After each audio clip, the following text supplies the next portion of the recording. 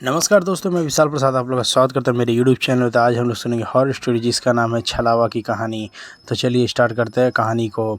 दादाजी की बहन के साथ घटित हुई थी। जब दादा घर छोटे थे तब वो अपने भाई बहन और माता पिता के साथ गांव में रहते थे।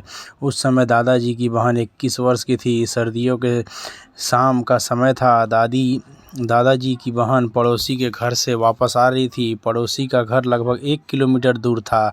सड़क कोहरे से ढकी हुई थी। कोहरा अधिक होने के कारण हाथ में टॉर्च लिए हुए चल रही थी। दादी घर की तरफ जल्दी जल्दी चल रही थी। अचानक टॉर्च की रोशनी सड़क पर एक काली छाया पर पड़ी। दादी ने टॉर्च की रोशनी अच्छे से डाली, जिसके बाद पूरी काली छाया दिखाई दे रही थी।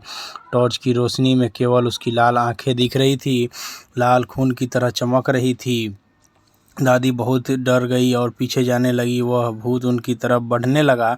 जैसे जैसे वह भूत दादी के नज़दीक आ गया, उसका आकार बढ़ रहा था और धीरे धीरे भूत ने भयानक रूप ले लिया। दादी डर के मारे ज़ोर ज़ोर से चिल्लाने लगी, बचाओ बचाओ, और पड़ोसी के घर की तरफ भागी। जब दादी पड़ोसी के घर पहुंची तो बहुत ज़ोर ज़ोर से हाँफ रही थी। पड़ोसी दादी को डरा हुआ देखकर बहुत डर गए और दादी को घर के भीतर लेकर गए।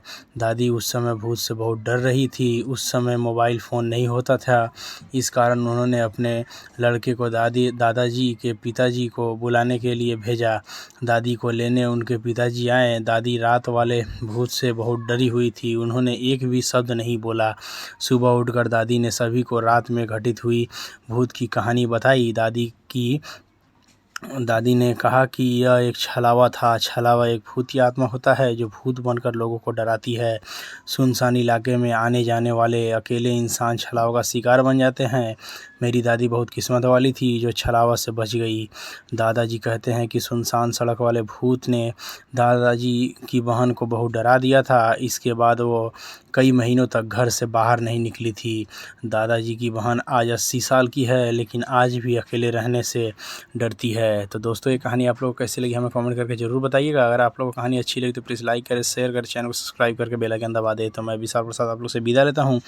मिलूंगा एक और नई कहानी में। तब तक खुश रहें, मस्त रहें, अपना ख्याल रखें, अपना फैमिली का ख्याल रखें। जय हिंद, वंदे मातरम।